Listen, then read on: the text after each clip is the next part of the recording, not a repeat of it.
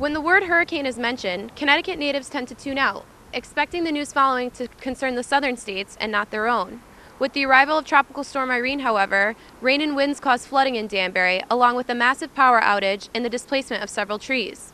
In anticipation of the storm, city officials prepared the city for the damage that was to come.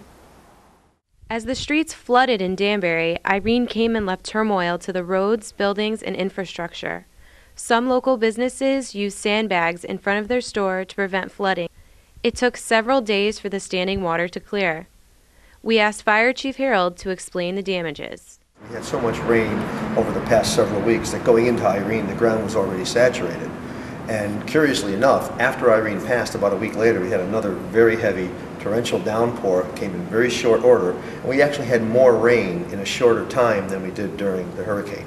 And as a result, we automatically, Danbury had the flooding in all the regular places, the West Street Bridge, Main Street, Osborne Street. We had some flooding over on Baum-Fourth Avenue, and this is a result of the sudden onslaught of rain. We spoke to the mayor, who stressed the severity of the storm as he explained the city's preparation. We've had about 22 inches of rain in about a 4-week period, and on top of an already very saturated ground. That's 2 feet of rain, and that's just a lot for the city to drain at one time. And so a lot of our small brooks, our tributaries, things that feed the Still River, and then larger rivers beyond that, just became overwhelmed, and that flooded people out of their basements, flooded people out of their businesses. We had cars that got stuck in the middle of the roads that where flash flooding occurred. It was really a difficult time. The mayor also stated that the cleanup cost for Danbury is over $750,000. Danbury did qualify for FEMA money, but he informed us that the damage to private property could cost millions. Probably most damage was caused by flooding, which we received a lot of flooding in some of the normal areas that are prone to flooding in the Danbury area, such as the Federal Road area, West Street area, some parts of Main Street. A lot of those areas did receive large amounts of flooding. We did have to barricade those roads off and close those roads down, and we also received a lot of utility wires, utility poles, etc. fell and caused damage to the poles and the wires.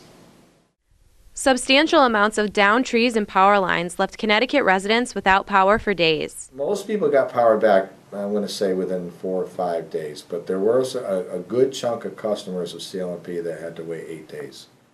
767,000 Connecticut residents were without power after the storm, and Connecticut Light and Power employed several hundred crews and took several days to restore all of the power.